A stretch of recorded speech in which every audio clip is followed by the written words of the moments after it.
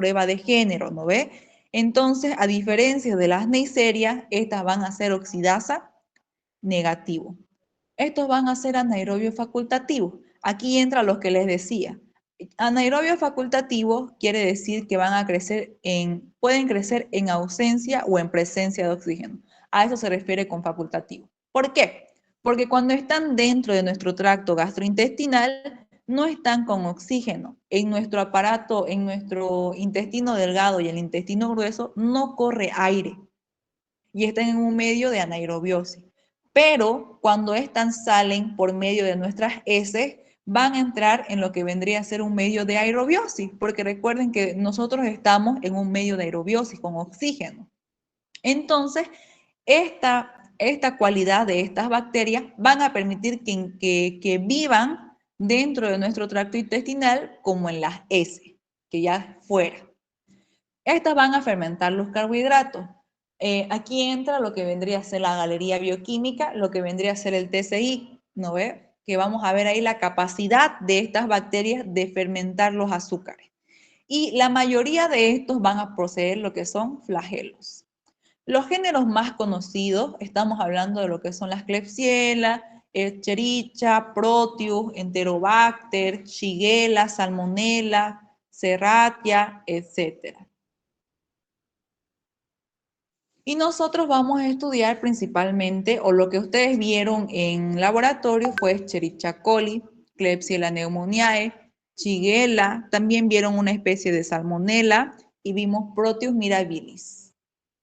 ¿Cómo nosotros lo vamos a ver en la tinción de Gram? Estos se van a caracterizar porque la mayoría son bacilos gram negativos, en su mayoría. Son puros bacilos gram negativos. Y lo que nosotros vamos a ver es que estos bacilos son alargados. Son alargados y también pueden estar en forma de diplobacilos, como lo vemos acá, ¿ya? Esta de aquí es la especie de la Escherichia coli y nosotros vamos a ver estos pequeños bastones, ¿ya? Pueden conjugarlo con bastones, ¿ya? Y van a tener una coloración roja o fucsia. Y tenemos el caso del Proteus, que cuando nosotros lo vamos a ver en microscopía por infrarrojo o por una microscopía especial, no la que tenemos en laboratorio, vamos a ver que este Proteus tiene una característica específica, que va a tener una hiperflagelación, así como lo podemos ver en esta imagen. Parece que tuviera varios cabellitos saliendo de su estructura, de su pared, ¿no ve? Pero estos pequeños cabellitos o estas pequeñas extensiones que tiene no son más que los flagelos. Y este de aquí va a tener un fenómeno que vamos a ver más adelante en el agar sangre. Y por último tenemos a la Klebsiella pneumoniae.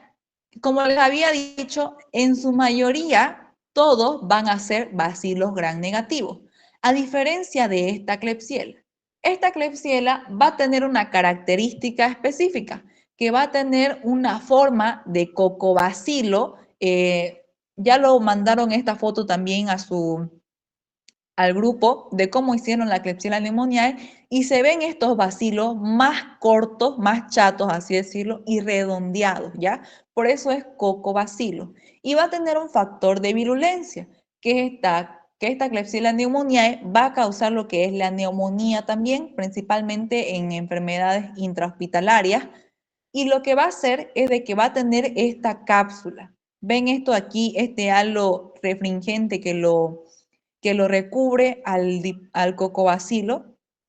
Entonces, esto de aquí no es nada más y nada menos que su cápsula, ¿ya? Este es el único de las especies que vamos a estudiar que va a tener esa forma de cocobacilo gran negativo y va a estar agrupado en pares, ¿ya? Además de que va a tener su capsulita. Después de eso, todos los demás van a ser así, puros bacilos alargados. Vámonos con lo que ustedes hicieron en el agar sangre. En el agar sangre, ustedes investigaron lo que vendría a ser el fenómeno swarming. Este fenómeno no es nada más y nada menos producido que por los proteos, ya que recuerden aquí en la tinción de Gram vamos a ver esta hiperflagelación. Y como estos de aquí, este proteo, ya sea mirabilis o faecalis, otra especie, vamos a tener que por esta flagelación que tienen, que es muy extensa alrededor de toda su pared, vamos a tener que estas van a pulular. ¿A qué nos referimos con pulular? Que estas no van a formar colonias, no se van a quedar quietas, en otras palabras, ¿ya? Quiere decir que estas no van a formar esas colonias separadas que nosotros utilizamos para investigar, pero que vamos a ver este fenómeno que es ocasionado por su hiperflagelación. Y vamos a ver esta película, así se le dice, cuando vemos estas pequeñas radiaciones discontinuas, quiere decir que no son radiaciones perfectas, alrededor de todo el agar sangre. Principalmente el género Proteus va a causar este fenómeno conocido como swarming, no las otras especies, ya que no todas van a tener esta hiperflagelación, ¿ya? Entonces, por eso es que ustedes cultivaron en agar sangre el día viernes, el día miércoles, el Proteus, porque ustedes querían ver este fenómeno, ¿ya? Luego tenemos los medios de cultivo. Ustedes utilizaron el agar McConkey. Este agar McConkey es selectivo y diferencial para las bacterias que son bacilos gram negativos. Quiere decir que todos los que son gram positivos no van a crecer aquí. Ustedes van a cultivar un estafilococo o un estreptococo y no va a crecer nada, ¿ya? Quiero que les quede eso claro. El medio selectivo y diferencial para estas enterobacterias es el agar McConkey. ¿Y por qué va a ser selectivo y diferencial? Porque va a tener lo que es lactosa. Recordemos que todas estas enterobacterias fermentan los carbohidratos y la lactosa es un carbohidrato. Va a tener sales biliares y cristal violeta. Estas sales biliares y cristal violeta van a ser los inhibidores para que no crezcan estos gram positivos, ¿ya? Significa que esta cristal violeta y esta sal biliar no van a permitir que crezca todo lo que no sea bacilo gram negativo. Y va a tener un indicador que es el rojo neutro, por eso es diferencial. Si es diferencial, significa que va a tener un indicador que va a hacer que el medio cambie de color, ¿ya? Y este de aquí nos va a ayudar a medir la capacidad de las bacterias gram negativas, los bacilos gram negativos, de utilizar como única fuente de carbono a la lactosa. Quiero que les quede algo claro aquí. No todos van a fermentar la lactosa. Por eso es que ese día en clase yo les mostré que los que fermentan la lactosa van a tener colonias rosadas, fucsias intensas. Y las que no fermentaban la lactosa, que igual eran enterobacterias, como la Klebsiella, como la Salmonella y la Shigella, se veían de un color amarillo, como lo vemos aquí. Si fermentan la lactosa, vamos a tener este color fucsia intenso. Fíjense cómo es inicialmente, es un rosadito bajito. Entonces, aquí vamos a tener lo que vendría a ser las Escherichia, los Enterobacter, el Proteus, etc. Y si no fermentan la lactosa, quiere decir que no van a utilizar esta lactosa para crecer. Entonces, vamos a tener que el medio va a cambiar a un color amarillo, ¿ya? Si no fermenta la lactosa, vamos a tener a esta Escherichia, la Klebsiella, Enterobacter, Citrobacter y Serratia. Y si no fermenta la lactosa, significa que vamos a ver las colonias amarillas, vamos a tener la Salmonella, la Shigella y la Yersinia. Ese día también les mostré cómo se veía lo que vendría a ser la Salmonella en McConkey.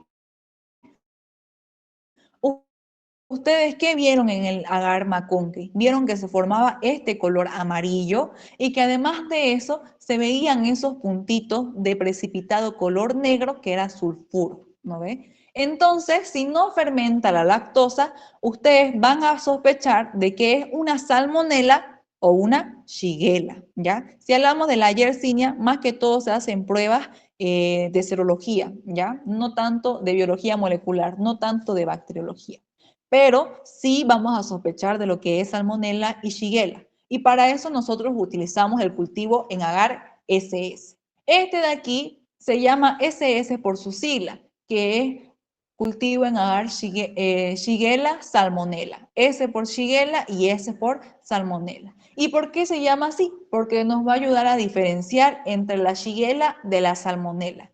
Este también va a ser selectivo y diferencial y va a inhibir el crecimiento de las otras bacterias coliformes, que son estas fermentadoras de lactosa, y también va a inhibir el crecimiento de las bacterias gram positivas. Entonces va a ser selectivo porque solamente nos va a ayudar a crecer Shigella o Salmonella.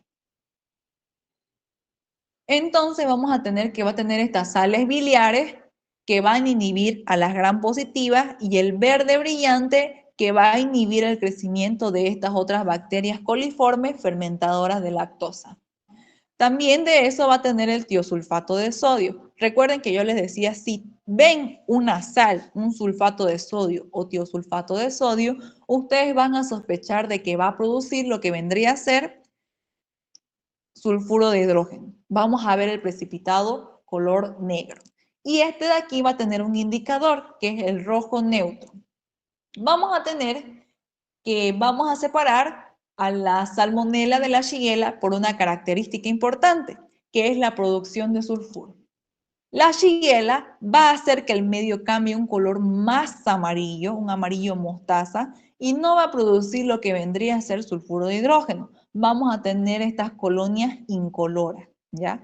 Mientras que la salmonella va a opacar el medio, por eso lo vemos de este color, y va a tener esta característica importante que va a producir sulfuro de hidrógeno, que vamos a tener que la salmonella va a producir este precipitado de color negro, ¿ya? Entonces, salmonella produce sulfuro y shigella no. De esa forma nosotros podemos separar el género. Todavía no estamos hablando de especie, no estamos diciendo que es una salmonella tifi, una salmonella paratifi, etc. Pero tampoco estamos hablando de que es otra shigella, ¿ya? No estamos hablando todavía de especie. Vámonos con la identificación de género y especie. Todo lo que es galería bioquímica, chicos, nos va a ayudar a identificar tanto género como especie, ya que recuerden que en el agar McConkey todavía no sabemos si es Escherichia, Klebsiella, Enterobacter, Citrobacter. Puede ser cualquiera de estas, ¿ya? Y todavía no sabemos qué salmonella o qué shigella es. Entonces vamos a utilizar esta galería bioquímica, que está compuesta por estos 5 medios de cultivo. Tenemos el agar TCI, el agar citrato de Simons, el agar hierrolicina, el agar urea y tenemos el medio semisólido, el zinc. Vamos a estudiar primero el agar TCI.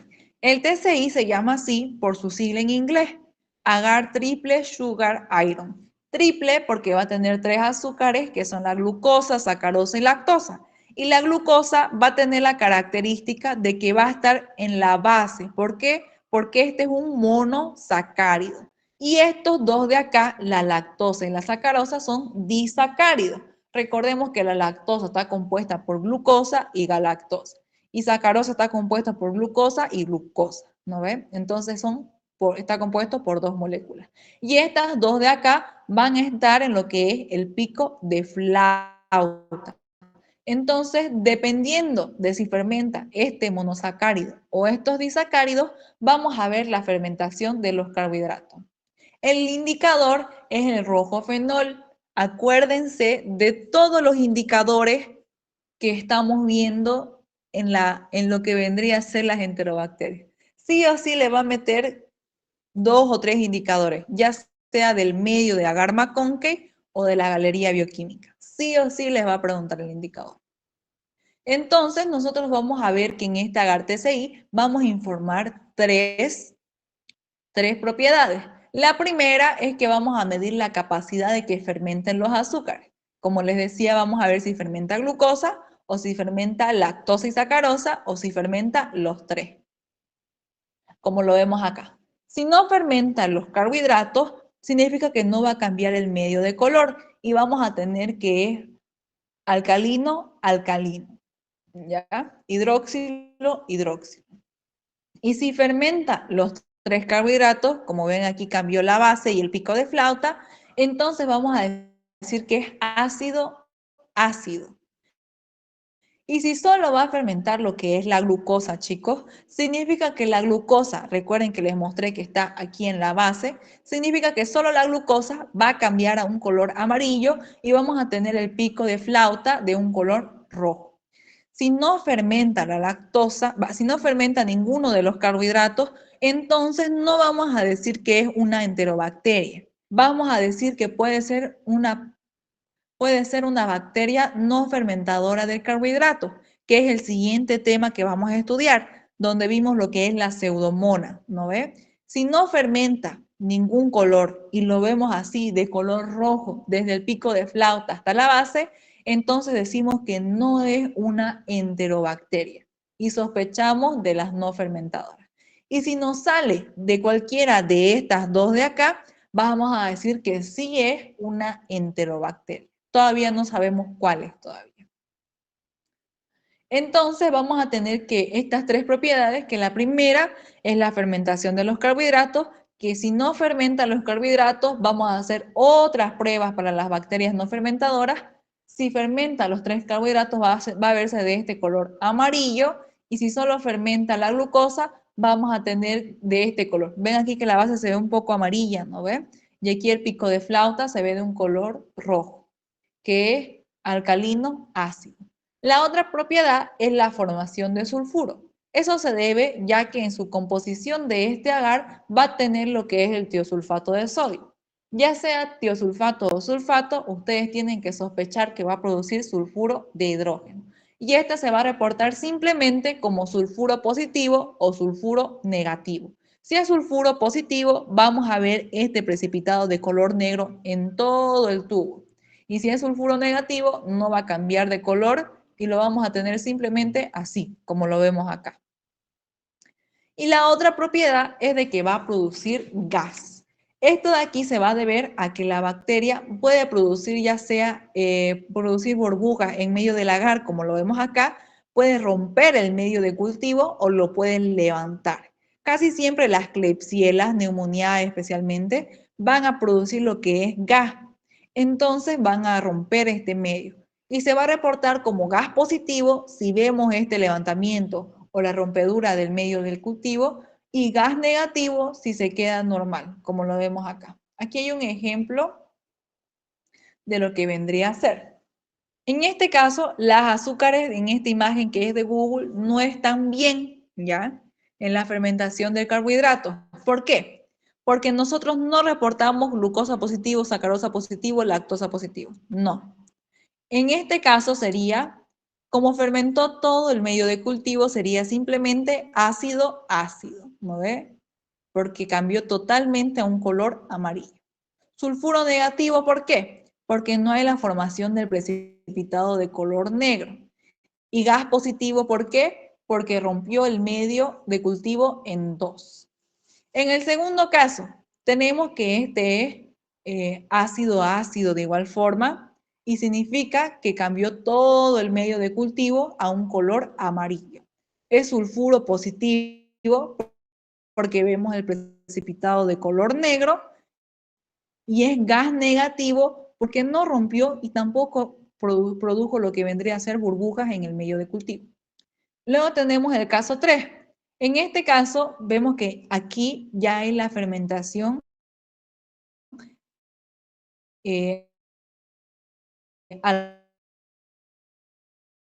alcalino ácido. Alcalino porque no fermentó lo que vendría a ser la fermentó acá. Alcalino ácido. Y precipitado y gas negativo porque no rompió la gas. ¿Ya? Vamos con el siguiente. En este caso tenemos, miren, un alcalino ácido que tenemos el pico de flauta de color rojo y nuestra base de un color amarillo. Significa que solo fermentó la glucosa. Produjo lo que vendría a ser sulfuro de hidrógeno y tenemos este precipitado de color negro. Y tenemos que es gas negativo, ¿por qué? Porque porque no rompió el medio de agar en dos. Este cultivo no lo rompió en dos. Tampoco vemos que produjo burbujas, ¿ya? Entonces, de esta forma de aquí, ustedes tienen que poner en su examen, ¿ya? Estas son las 3 propiedades que se reportan y eso es lo que la doctora les corrigió en la guía a ustedes ese día del laboratorio, ¿ya? Entonces, vamos a tener la primera propiedad, que es la fermentación de carbohidratos, la segunda, que es la producción de sulfuro, y la tercera, que es la producción de gas. De esa forma tienen que reportarlo. No pueden simplemente reportar fermentación y porque no les produjo sulfuro ni gas, no lo anoten. Se nota gas negativo o sulfuro negativo. ¿Ya? Vámonos con el siguiente medio de cultivo, que es el agar lía. También es conocido como el agar hierrolicina. Este va a tener un indicador que es el púrpura de bromocresol, ¿ya? Y lo que nosotros vamos a tener es de que vamos a determinar la capacidad enzimática de la bacteria. Quiere decir que esta bacteria va a tener una enzima que vamos a tener de que esta bacteria va a descarboxilar o desaminar la lisina. Por eso se llama agar hierrolicina, ¿ya? Dependiendo si la bacteria tiene una enzima u otra enzima, va a descarboxilar o lo va a desaminar. Y también tenemos otra propiedad que va a ser la producción de sulfuro de hidrógeno. Si va a desaminar, va a quitarle, recordemos que des es sin, aminar es amina. Significa que va a quitarle un grupo amino a lo que vendría a ser a la lisina. Y si es descarboxilar, va a quitarle un grupo carboxilo a la lisina, ¿ya? Si desamina, va a alcalinizar el medio y si descarboxila, lo va a acidificar. Vamos a tener la descarboxilación. Significa que va a perder el grupo carboxilo y va a alcalinizar. Aquí está al revés, ¿ya? Aquí significa que lo va a acidificar. Y vamos a tener que va a virar el color a un color lila o morado intenso. Aquí lo tenemos un púrpura más tenue, ¿no ve? Pero en el laboratorio también les mostré cómo cambia ese lila intenso, ¿ya? Eso significa que descarboxiló. Y si desamina, quiere decir que va a ocasionar uno de los dos, ¿ya? No va a descarboxilar y desaminar al mismo tiempo. O descarboxila o desamina. Y si desamina, quiere decir que va a quitarle el grupo amina. Entonces lo va a alcalinizar el medio y vamos a tener como positivo si se ve un pico de color vino con fondo amarillo. Este de aquí sería lo que vendría a ser desaminación. Este sería simplemente un negativo, una falsa desaminación, ¿ya? Entonces, el día de su examen, si la doctora les pone que pinten una desaminación en el agar lía, van a tener que pintar esto. Un pico de flauta de color vino o rojo intenso y una base de color amarillo. Y la otra propiedad, que es la segunda, significa que va a producir sulfuro de hidrógeno, que significa que va a formar precipitado de color negro. Entonces vamos a tenerlo de esta forma. Si es negativo, va a cambiar totalmente el medio a un color amarillo. En este caso vamos a hacer un ejemplo. Tenemos este de aquí. Este de aquí sería descarboxilación positiva y sulfuro negativo. Este sería desaminación positiva, sulfuro negativo. Esto sería simplemente un cultivo negativo, ¿ya? Es negativo. Aquí no hay desaminación ni descarboxilación. Tiene que verse de esta forma para desaminación y de esta forma para descarboxilación. Y este de aquí sería descarboxilación positiva y producción de sulfuro positiva, ¿ya? De esa forma se reporta aquí. No se reporta descarboxilación positiva o desaminación negativa. No. Uno de los dos nomás. O descarboxila, como en este tubo, o desamina, como en este segundo tubito, ¿ya? Vámonos con el siguiente, que es el agar citrato de Simons. Este agar citrato de Simons vamos a tener como indicador el azul de bromotimol. Guíense por el color, por el indicador, mejor dicho. Si dice azul de bromotimol, entonces quiere decir que el medio va a cambiar a un color azul, ¿ya? Este de aquí nos va a ayudar a diferenciar a las bacterias por la capacidad de que la bacteria va a utilizar este citrato de aquí como única fuente de carbono. Recordemos que las bacterias, todas estas bacterias van a utilizar lo que vendría a ser todos los carbohidratos habidos y por haber. Pero no todas las bacterias van a poder fermentar este citrato de sodio, este citrato de Simmons. Entonces, esto va a hacer que el medio se alcalinice y va a cambiar de un color verde, como es inicialmente, a un color azul, que es en un pH alcalino, ¿ya? Y este simplemente se reporta como positivo y negativo. Si la doctora les dice que pinten un citrato positivo, ustedes van a tener que cambiarlo a este color azul. Tienen que pintarlo de este color azul. Este azul quiere decir que sí utiliza citrato para crecer. Pero si no tiene esa cualidad, entonces no va a cambiar de color y vamos a tener este color verde simplemente. Y vamos a tener que no cambia de color y es negativo, ¿ya? Este solo se reporta como positivo o negativo. Luego tenemos el agar urea. Este va a tener en su contenido lo que vendría a ser urea. También va a tener sales y va a tener el indicador que es el rojo fenol. Este de aquí nos va a ayudar a detectar la capacidad enzimática. Recordemos que la urea vendría a ser un metabolito que nosotros producimos. Nosotros tenemos urea en nuestro organismo. Y dependiendo si la bacteria va a tener la enzima ureasa, vamos a ver la capacidad de esta bacteria para acidificar el medio. ¿Por qué? Porque si la bacteria en nuestro medio de cultivo que tenemos urea, y si esta tiene ureasa, va a descomponer la urea en dos. Va a formar lo que es amoníaco y dióxido de carbono. Este amoníaco es un ácido, entonces va a acidificar el medio y va a activar a este rojo de fenol para que cambie a un color rosado.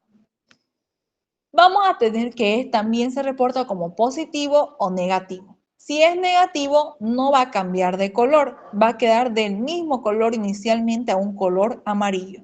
Pero si es positivo, se va a ver de estas dos formas. Puede cambiar totalmente el medio de cultivo o simplemente puede estar en el pico de flauta. En este caso, sí se reporta positivo los dos, ya sea de esta forma o de esta otra forma, ya es positivo. Significa que tiene la enzima ureasa, ¿ya? Luego tenemos el último, que es el agar-SIM, que es por su abreviatura sulfuro indol motilidad. Nosotros vamos a ver estas tres cualidades o estas tres propiedades en el caldo, ¿ya? Vamos a tener lo que vendría a ser sulfuro, que es la producción de precipitado de color negro, motilidad, ya que vamos a ver que el medio se enturbia, y también vamos a ver el indol, que esto de aquí va a ser por la degradación del triptófano. Este de aquí va a tener el triptófano. Este triptófano nos sirve para ver indol. El sulfato y el tiosulfato para sulfuro. Y la motilidad simplemente es el medio, que es un caldo. Y esto de aquí se va a medir el indol por medio de otro reactivo, que yo se los mostré ese día en clase, que es el reactivo de Kovac. Gracias a este reactivo de Kovac, nosotros vamos a ver la presencia de un anillo color rojo intenso si es indol positivo, ¿ya? Este reactivo de Kovac no es nada más que yodo, ¿ya?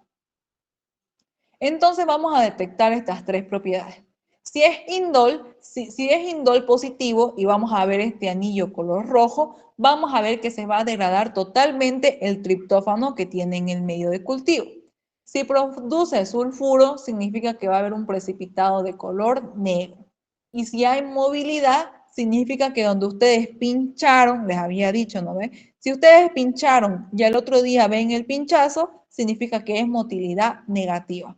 Pero si el medio se tornó turbio, entonces es motilidad positiva. Y lo vamos a ver de esta forma. Si es indol positivo, significa que ustedes ya incubaron a las 24 horas y al otro día pusieron 2 gotas de reactivo de Kovac, se va a formar este anillo de color rojo intenso. Y si no se forma el anillo, significa que es negativo a indol. Si produce sulfuro de hidrógeno, significa que se va a formar este precipitado de color negro. En clase me preguntaron de que cómo se van a dar cuenta que hay motilidad si todo el medio está con sulfuro, ¿no ven? En las fotos que van a mandar sus compañeros de la galería, si es motilidad negativo, el sulfuro simplemente va a estar aquí en el pico, ¿ya? Si es motilidad negativa.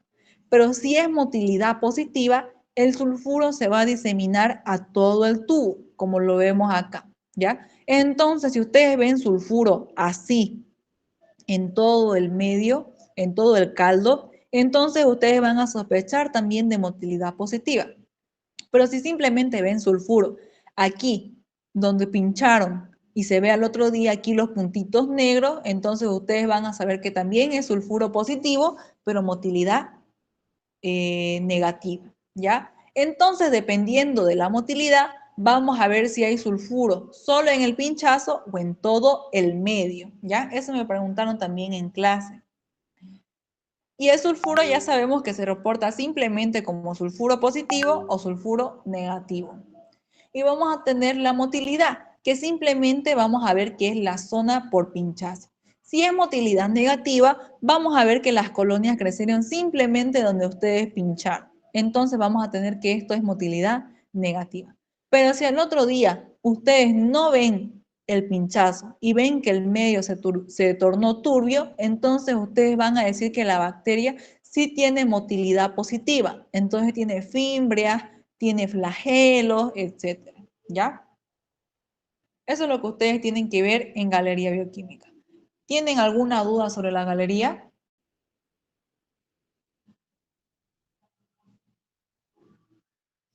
¿Tienen alguna duda, chicos, sobre Galería Bioquímica? Para que pasemos a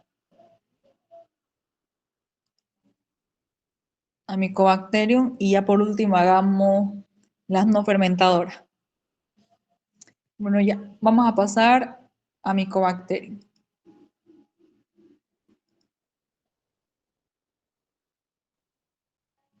Esta fue la última práctica que nosotros hicimos en laboratorio de lo que vendría a ser también de la guía. Hicimos lo que vendría a ser para Mycobacterium tuberculosis y Mycobacterium leprae. En sí, lo que ustedes van a ver en lo que vendría a ser esta práctica, las doctoras les va a pedir simplemente que ustedes sepan diferenciar el reporte y también que ustedes sepan el medio de cultivo, ¿ya? También las pruebas, otras pruebas que se utilizan, etc. Ya no les voy a hablar de historia, porque ya lo vimos esto en clase. Entonces vámonos a lo que vendría a ser Mycobacterium. Vamos a tener la Mycobacterium tuberculosis y la Mycobacterium leprae. También hay otras especies de Mycobacterium. Todas están citadas en su guía.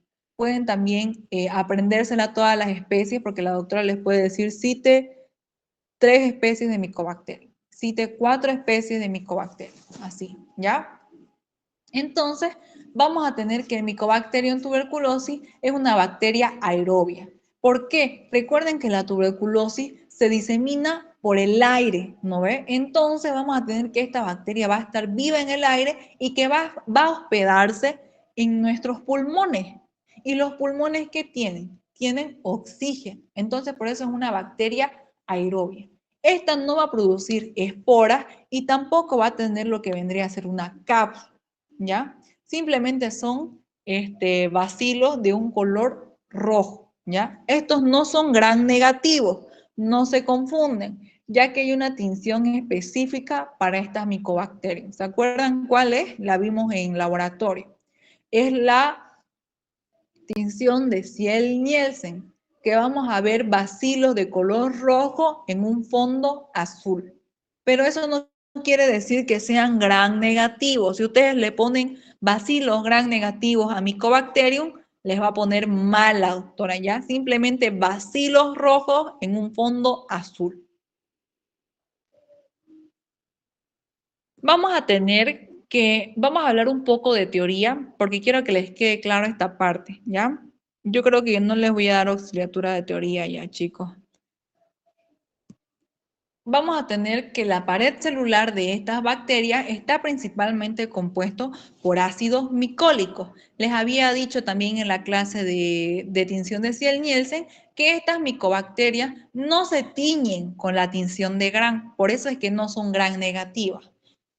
¿Por qué? Porque van a tener en su pared este ácido micólico o esta cera, ¿ya? Estas ceras y estos ácidos micólicos van a estar por fuera de la pared y van a impedir que el reactivo que nosotros utilizamos, que la tinción penetre dentro de esta bacteria. Entonces no vamos a lograr verla.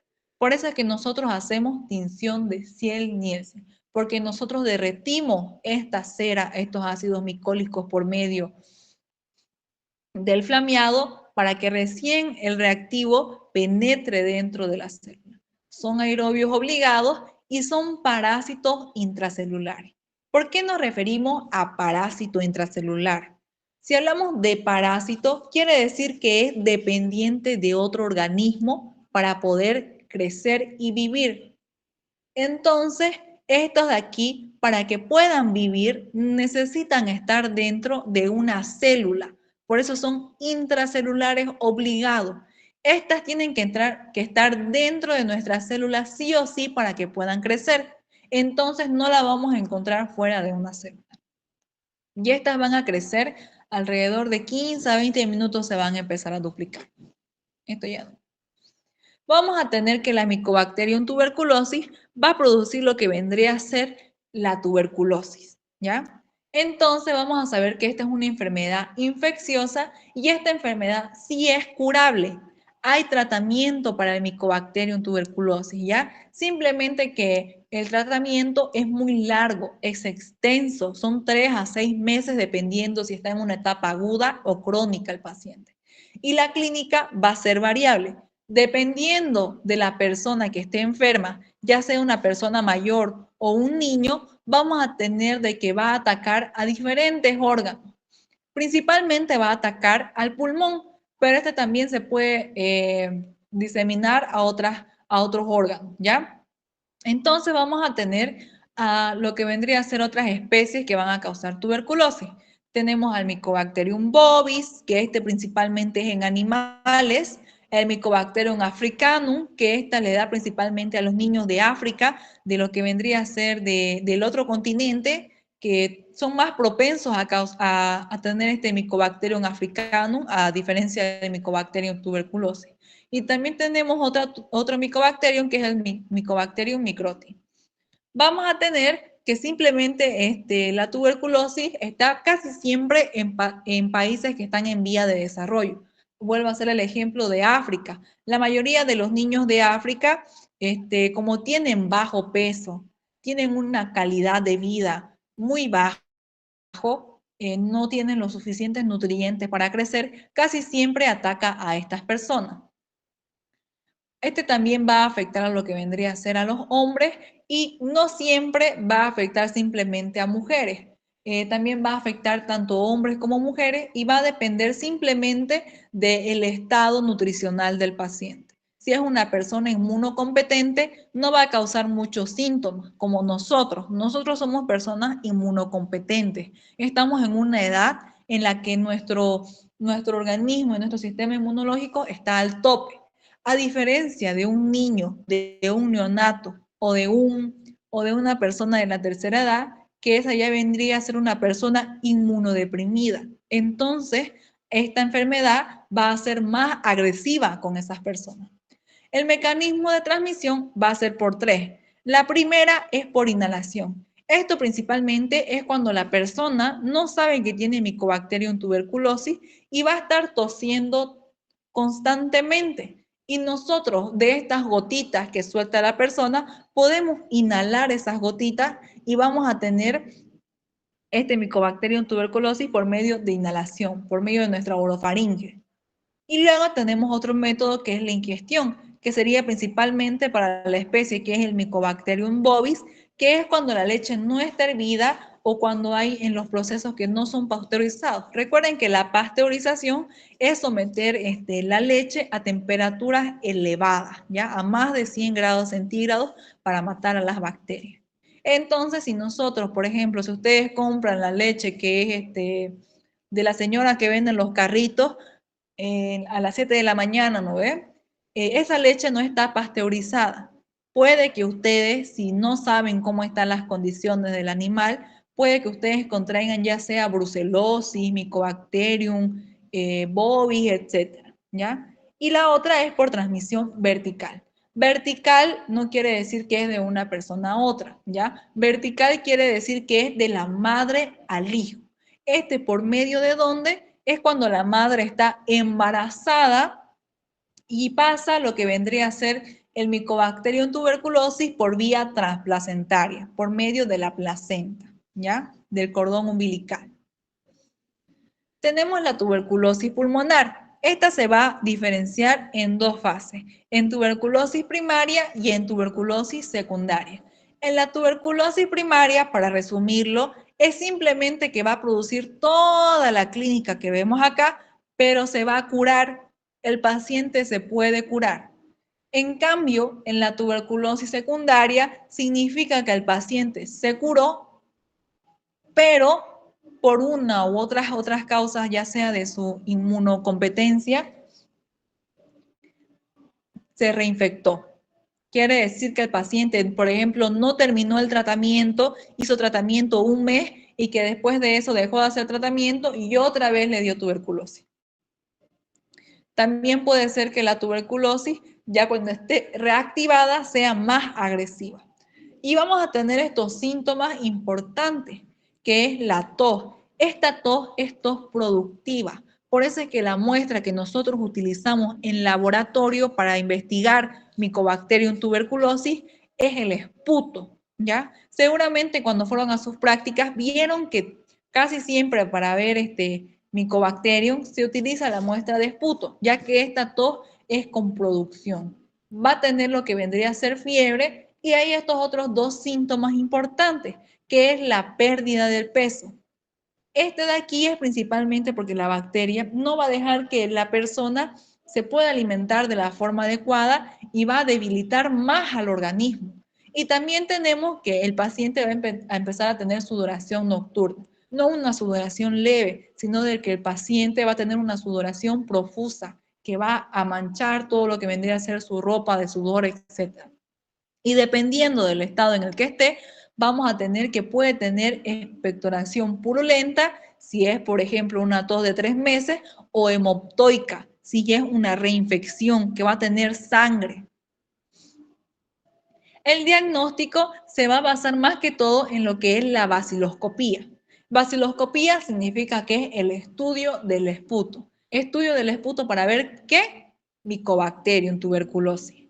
Vamos a tener el cultivo de las micobacterias, pero recuerden que les había dicho en clase que no se utiliza el cultivo preferencialmente para el diagnóstico. ¿Por qué? Porque tarda mucho tiempo en crecer. Tarda de 4 semanas y hasta eso su paciente se puede agravar su caso clínico o el paciente puede simplemente fallecer. El medio de cultivo selectivo y diferencial para el Mycobacterium tuberculosis es el Lowenstein-Jensen. La doctora también lo nombra en su guía.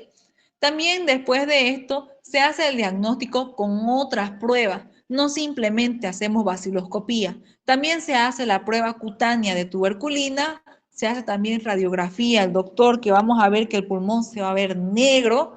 También vamos a ver lo que es el antibiograma y más que todo la amplificación de ácidos nucleicos, que es el PCR. Casi siempre para estos pacientes que están graves, que se sospecha tuberculosis, se hace una prueba de PCR para poder identificarlo, ¿ya? Entonces vamos a tener esto. Aquí tenemos un cultivo. Así se va a ver el Mycobacterium tuberculosis en el agar Lowenstein-Jensen, ¿ya? Utilizamos Lowenstein-Jensen solo para Mycobacterium tuberculosis. Aquí tenemos nuestra muestra, que es el esputo, que aquí pueden ver que es purulento, y vamos a tener, después de hacer la tinción de Gram por medio de la tinción de Ziel-Nielsen, perdón, por medio de la baciloscopía, vamos a ver estos bacilos de color rojo en un fondo azul. Luego tenemos la radiografía. así como lo vemos acá. Fíjense que se va a ver de este color negro cuando vemos que hay algún líquido o esta expectoración en el pulmón. Luego tenemos esto de aquí que son pruebas serológicas y por último tenemos la prueba de la tuberculina, que esta es una prueba más que todo para ver si el paciente tuvo lo que vendría a ser tuberculosis, ya sea en una etapa aguda o crónica, ¿ya?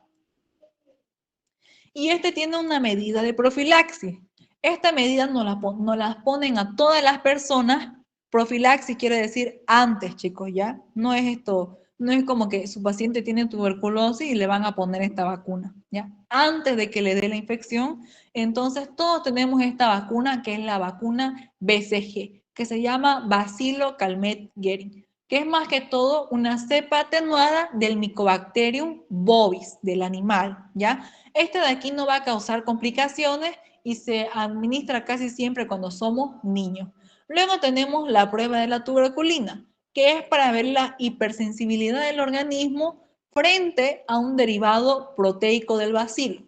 Estamos hablando de su membrana celular, que esta tuberculina va a tener en su composición una parte o un fragmento de su membrana celular y vamos a tener lo que vendría a ser, vamos a ver si es sensible, como lo vemos aquí, que se diseminó totalmente el medio, o que simplemente no va a ser sensible el paciente, ¿ya? Vamos con la siguiente. Ay. Eso es lo que quería mostrarles de Mycobacterium. Y por último, tenemos lo que vendría a ser el Mycobacterium leprae, que esto se los voy a nombrar simplemente, ¿ya? El Mycobacterium leprae va a causar principalmente lo que es la lepra. Creo que tengo diapositiva. Les mostré ese día. Lo voy a buscar.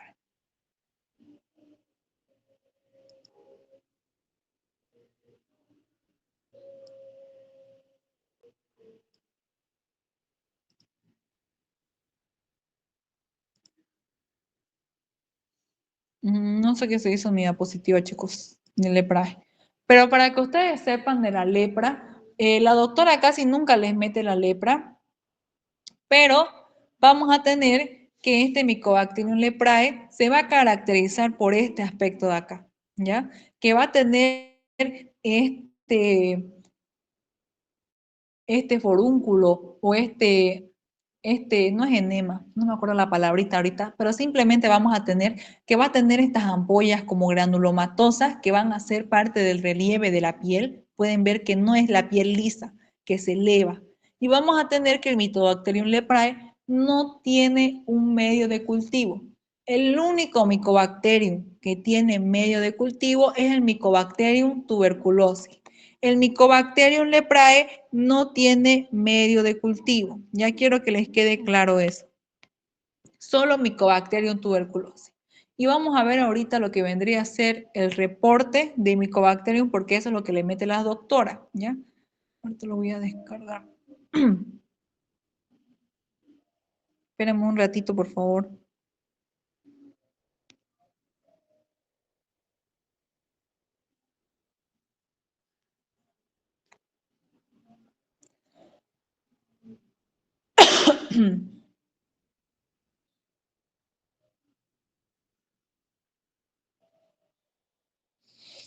Más que todo la doctora de Mycobacterium les va a preguntar el reporte, ¿ya?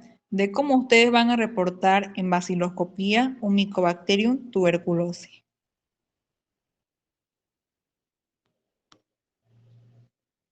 Ahorita ya lo estoy pasando.